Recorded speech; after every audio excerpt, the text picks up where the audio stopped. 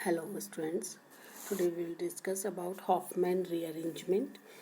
MSc final की organic chemistry class में Hoffmann rearrangement इसका आज हम इसके बारे में पढ़ेंगे और इसके मैकेनिज्म के बारे में पढ़ेंगे।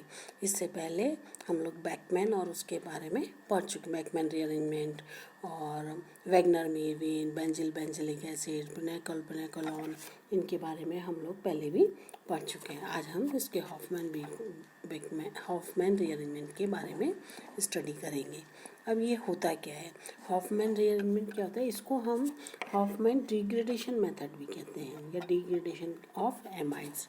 क्योंकि इसमें क्या होता है, जब कभी एसिड एमाइड की रिएक्शन किसी एल्कलाइन ब्रोमीन के साथ में कराई जाती है तो हमें एनिलीन मिलता है और एनिलीन में एक कार्बन एटम कम होता है एमाइड से, तो इसलिए इसमें हम कहते हैं डिग्रेडेशन।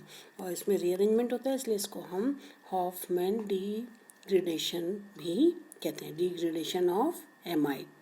तो जैसा कि आप देखें, ये है हमारा एसिड एमाइड RCONH2 है ना, RCONH2 की जब हम एल्कलाइन ब्रोमीन यानी कि ब्रोमीन की रिएक्शन, ब्रोमीन और KOH के प्रेजेंस में रिएक्शन कराते हैं तो हमको क्या मिलता है, एमीन मिलता है RNH2, और जिसमें कि एक कार्बन कम है, ये जो CO वाला कार्बन है ये वाला, ये इसमें से निकल जाता है और हमको RNH2 मिलता है 2KBr और ट्वाइस K2CO3। तो इस तरह हम लोगों को ये मिलता है। इसको हम हॉफमैन रीअरेंजमेंट भी बोलते हैं या डिग्रेडेशन ऑफ एमाइड्स भी कहते हैं। अब इसकी रिएक्शन मैकेनिज्म क्या है, ये कई स्टेप्स में जाके पूरा होता है ना। तो इसको क्या होता है, सबसे पहले ये हमारा एमाइड है, ये हमारा एमाइड है। इसमें से इसको हम इस तरीके से लिख सकते हैं एमाइड को, है ना। इसकी जब हम ब्रोमीन के साथ रिएक्शन कराते हैं तो ब्रोमीन यहाँ से एक हाइड्रोजन लेके HBr निकल जाता है और एक ब्रोमीन यहाँ पर ऐड हो जाता है, तो हमको ये मिल जाता है एन ब्रोमामाइड। ये यहाँ पर एक ब्रोमीन ऐड हो गया, हाइड्रोजन जो है एक ब्रोमीन से रिप्लेस हो गया, तो हम इसको बोलते हैं एन ब्रोमामाइड। इसको हमने इस इंटरमीडिएट को हमने नाम दिया है नंबर 1। फिर जब इसकी ब्रोमाइड की OH के साथ रिएक्शन कराते हैं तो OH के साथ रिएक्शन करता है तो ये OH यहाँ से एक हाइड्रोजन प्रोटॉन ले लेता है। ये देखो, इसको थोड़ा सा, एक सेकेंड, इसको थोड़ा छोटा कर देते हैं। अब ये देखो, अब ये जो हाइड्रोक्सी ग्रुप है एल्कलाइन, ये यहाँ से हाइड्रोजन निकाल लेता है, तो क्या होगा, ये हाइड्रोजन एज ए प्रोटॉन निकल जाएगी और यहाँ पर नाइट्रोजन पर हमारा नेगेटिव चार्ज आ जाएगा। तो इसको हम क्या कहेंगे, एनाइन ऑफ एन ब्रोमाइड का हमें यहाँ पर एनाइन मिल गया। ये इसको हम नंबर देंगे 2। इसके बाद ये जो ब्रोमीन है, ब्रोमीन यहाँ से एक अपना बॉन्डिंग इलेक्ट्रॉन लेकर इस तरह ब्रोमाइड की फॉर्म में बाहर निकल जाता है और हमको क्या मिल जाता है, एसाइल, ये एसाइल नाइट्रीन, ये हमको नाइट्रीन मिल जाता है।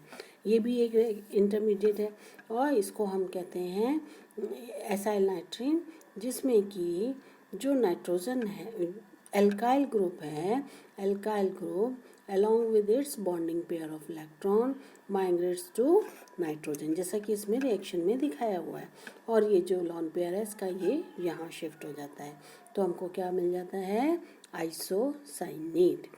अब ये जो आइसोसाइनेट है, इसकी जब हम हाइड्रोलिसिस कराते हैं तो हमको क्या मिलता है, यहाँ पर ये हाइड्रोलिसिस पर वाटर मॉलिक्यूल इस पर ऐड हो जाता है, हाइड्रोजन पर तो प्रोटॉन आ जाता है और OH हमारा यहाँ इस पे कार्बन पे, यानी कि इस डबल बॉन्ड के अलॉन्ग H2O जुड़ जाता है और हमको मिल जाता है ये। फिर ये बाद में क्या करता है, CO2 यहाँ से निकल जाती है, ये CO2 निकल जाती है और हमको क्या मिल जाता है, एमीन फाइनली मिल जाता है। तो इस तरह ये रिएक्शंस कई सारे स्टेप्स में होती है और इसमें हमें देखो नंबर 1 एक प्रोडक्ट ये मिला, एक ये मिला सेकेंड इंटरमीडिएट, फिर ये मिला, फिर ये मिला, और फाइनली हमको एमीन मिला। तो इसके अब कुछ स्पेशल फीचर्स हैं इस रिएक्शन के, वो क्या हैं देखो। नंबर 1, ऑल द इंटरमीडिएट्स, सारे इंटरमीडिएट कौन कौन से, first, second and fourth, can be isolated under suitable conditions. यानी कि जो हमने ये रिएक्शन मैकेनिज्म दिया है ऊपर, इसमें फर्स्ट, सेकेंड और फोर्थ इंटरमीडिएट जो है, इनको हम सूटेबल कंडीशंस के बीच में आइसोलेट कर सकते हैं। इसका मतलब ये इस रिएक्शन मैकेनिज्म को फेवर करता है। सेकंड चीज कि एलिमिनेशन ऑफ ब्रोमाइड आयन, जब ब्रोमाइड आयन का एलिमिनेशन होता है, जैसे ऊपर देखो हमने, है ना, यहाँ पे, है ना, जब ब्रोमाइड आयन का एलिमिनेशन हुआ यहाँ पर, तो क्या हुआ, हमें न्यूट्रल नाइट्रीन मिला।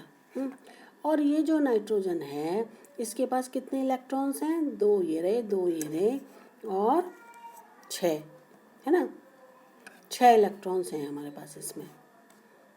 ये देखो, 2 ये रहे और एक बॉन्डिंग पेयर, तो 6 इलेक्ट्रॉन है, यानी कि इसमें ऑक्टेट कंप्लीट नहीं है। तो ये हमें न्यूट्रल नाइट्रीन मिला, इसमें इलेक्ट्रॉन्स की कमी है।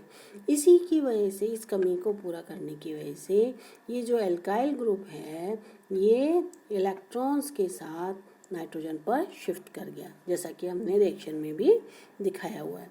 तो इस तरह, और ये यहाँ शिफ्ट हुआ, तो जब ये इस तरह शिफ्ट हुआ, तो ये किस में बदल गया, आइसोसाइनेट में। तो मेन जो है conversion of this N bromide ion to isocyanate is mainly Hofmann rearrangement. जो हॉफमैन रीअरेंजमेंट है वो यही है कि जो एन ब्रोमाइड आयन है उसका आइसोसाइनेट में कन्वर्ट होना, इसी को हम रीअरेंजमेंट कहते हैं। ठीक है, ठीक है। डेफिनेशन है, to the formation of isocyanate, this rearrangement of N bromide to isocyanate is mainly Hofmann rearrangement. अब ये जो आइसोसाइनेट आयन है, ये एनहाइड्रस कंडीशंस में आइसोलेट भी किया जा सकता है ना, और this can be converted to amine, but in aqueous medium इसको हम जो है, मतलब जो आइसोसाइनेट है, इसको भी आइसोलेट कर सकते हैं एनहाइड्रस कंडीशन में, लेकिन एक्वस कंडीशंस में किसमें चेंज हो जाता है, ये इसमें कन्वर्ट हो जाता है, एमीन में चेंज हो जाता है। लेकिन अगर हम इसकी रिएक्शन अल्कोहलिक कंडीशंस के अंदर कराएं तो क्या होता है, ये जो है अल्कोहलिक कंडीशन में अगर हम कराएं तो ये यूरिथेन में चेंज हो जाता है। तो यानी कि अगर ये जो आइसोसाइनेट बना, ये जब हम इसकी एक्वस मीडियम में रिएक्शन कराते हैं तब तो हमको मिलता है एमीन, और अगर हम इसके अल्कोहलिक कंडीशन में कराएं तो हमको मिलता है यूरिथेन, ये जो है RNHCOOR डैश, है ना, ये मिलता है। और जो भी हम यहाँ पे अल्कोहल लेंगे उसका R यहाँ पे ऐड हो जाएगा, तो इसको हम बोलते हैं यूरिथेन। तो इससे हम आइसोसाइनेट को ऐसे भी आइसोलेट कर सकते हैं, एमीन भी बना सकते हैं, और यूरिथेन भी बना सकते हैं।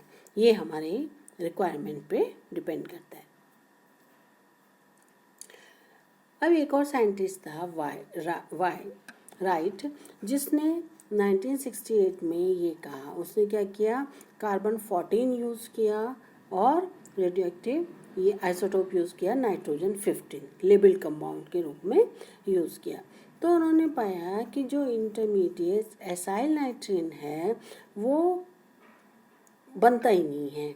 उनका जो एसाइल नाइट्रीन है उनकी नाइट्रोजन से ब्रोमीन का निकलना और एल्काइल ग्रुप का नाइट्रोजन पर माइग्रेट करना, दोनों साइमल्टेनियसली होते हैं, एक साथ होते हैं, और ट्रांजिशन स्टेट के थ्रू होते हैं। जैसे कि देखो नीचे दिखा रहे हैं, है ना, कि एक साइक्लिक ट्रांजिशन स्टेट बनती है, आर नाइट्रोजन पर जाने की कोशिश करता है, तो इसलिए यहाँ पर एक वीक बॉन्ड बन जाता है जिसको हमने डॉटेड लाइन से दिखाया है। ब्रोमीन यहाँ से निकलता है along with its bonding pair of electron, तो ये भी टूटने की कोशिश करता है और इसको भी हमने डॉटेड से दिखाया है। नाइट्रोजन का जो लॉन पेयर है वो इधर की तरफ शिफ्ट होता है, तो उसको भी हमने डॉटेड लाइन से दिखाया है। ये Cr जो है ये वाला, ये भी टूटता है यहाँ से, तो ये भी हमने वीक दिखाया है। तो इसलिए एक साइक्लिक इंटरमीडिएट बन गया, ट्रांजिशन स्टेट बन गई, जिसमें ये पूरा का पूरा जो है ये जो है डॉटेड एक साइकिल बनी हुई है, जिसको हम वीक बॉन्डिंग कहते हैं। यानी कि ये ट्रांजिशन स्टेट है जिसमें नए बॉन्ड्स का बनना और पुराने बॉन्ड्स का टूटना दोनों साथ साथ शुरू हो जाते हैं। तो ये उन्होंने कहा कि वो एन नाइट्रीन नहीं बनता, जबकि एक साइक्लिक इंटरमीडिएट के साइक्लिक ट्रांजिशन स्टेट के थ्रू ये आइसोसाइनेट में कन्वर्ट होता है। इसीलिए हमने देखा कि जब हमने इसका मैकेनिज्म दिया, और उससे पहले हमने कहा कि जो हम फर्स्ट सेकंड और फोर्थ इनको हम आइसोलेट कर सकते हैं डिफरेंट रिएक्शन कंडीशंस के बीच में, या उस रिएक्शंस कंडीशंस को कंट्रोल करके, लेकिन हम थर्ड वाले को तब भी आइसोलेट नहीं करते।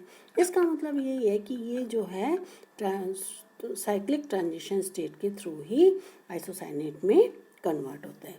तो ये इसके मैकेनिज्म के बारे में पढ़ा हमने कि कैसे ये रिएक्शन होती है, कैसे इसका मैकेनिज्म होता है और कैसे इसका डिग्रेडेशन होता है। नेक्स्ट टाइम इसके हम आगे और इनके स्पेशल फीचर्स और इनकी प्रॉपर यूजेस के बारे में पढ़ेंगे। आज इतना ही।